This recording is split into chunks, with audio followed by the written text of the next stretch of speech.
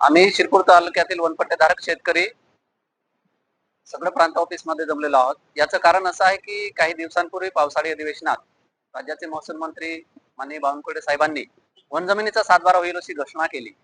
त्या घोषणेबद्दल आम्ही सर्व आदिवासी समाजाच्या वतीने त्यांचं आभार व्यक्त करतो।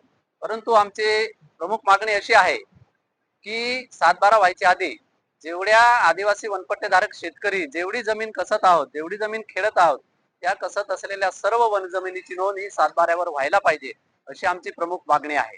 या मागणीसाठी आज आम्ही राज्याचे मुख्यमंत्री, महसूल मंत्री, वनमंत्री आणि आदिवासी मंत्री यांना निवेदनाच्या माध्यमातून आम्ही खेळत असलेल्या सर्व जमिनीची नोंद 7/12 व्हायला पाहिजे अशी मागणी आम्ही करत आहोत।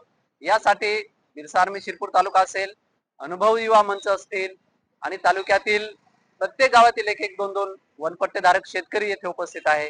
त्या सगळ्यांची मागणी शासनाने विचार करून ती पूर्ण करावी अशी आम्ही अपेक्षा व्यक्त करतो। अशी आमची मागणी मान्य न झाल्यास जिल्हाधिकारी कार्यालय धुळे येथे आम्ही जिल्ह्यातील सर्व वनपट्टेधारक शेतकरी तीव्र आंदोलन छेडणार याची नोंद घ्यावी।